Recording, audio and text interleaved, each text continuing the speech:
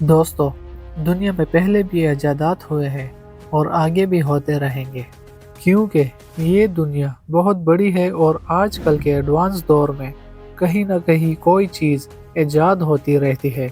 دوستو، تو آج ہم اس ویڈیو میں جانیں گے دنیا کے کچھ انوکھے ایجادات کے بارے میں۔ ٹیوب شیفوں میں آپ سب کو ویلکم کیا جاتا ہے۔ تو آئیے شروع کرتے ہیں۔ این آٹومیٹک ٹپ ریکویسٹر، جس کو 1955 میں رسل ای اوکس نے بنایا تھا، خاص طور پر بیل ہاپس ہوٹل کے لیے۔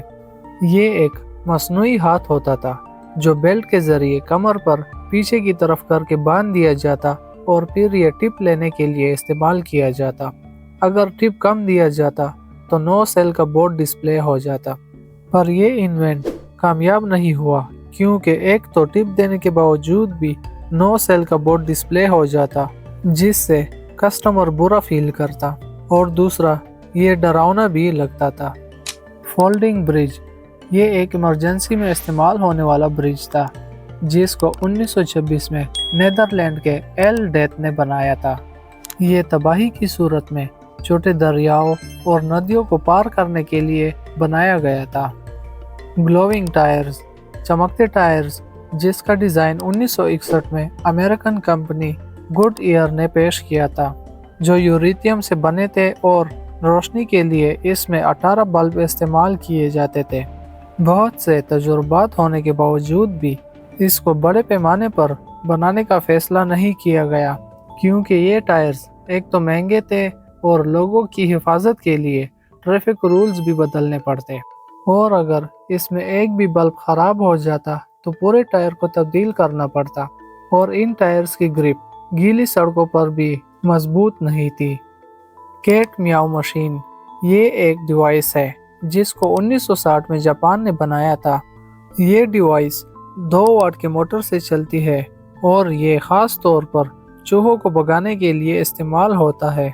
اس ڈیوائس میں بلی کا سر لگا ہوتا ہے جو کہ 1 منٹ میں 10 بار بلی کی آواز نکالتی ہے، اور ساتھ میں اس کے آنکھوں میں ریڈ لائٹ بھی لگی ہوتی ہے جو کہ آن ہوتی رہتی ہے، جسے دیکھ کر چوہے اس جگہ سے بھاگ جاتے ہیں۔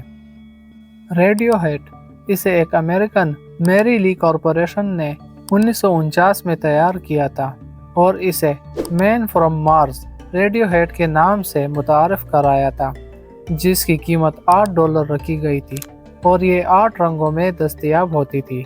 ریڈیو ہیڈ اپنے 32 کلومیٹر کے دائرے میں سارے سگنل کیچ کر سکتی تھی۔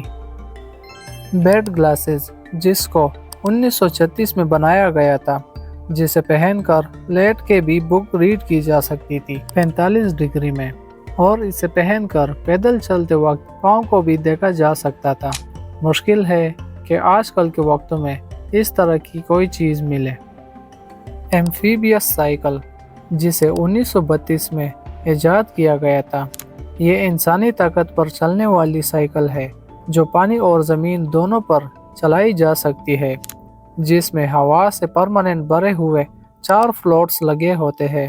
اس ڈیزائن کو اس دور میں بہت کوریج ملی تھی کیونکہ سیلابی علاقوں میں یہ استعمال ہونے کے لیے بہت فائدہ مند تھی۔ دوستو، امید کرتا ہوں کہ ویڈیو آپ سب کو اچھی لگی ہوگی، تو چینل کو لائک، شیئر، کمنٹ اور سبسکرائب کرنا نہ بھولیے گا۔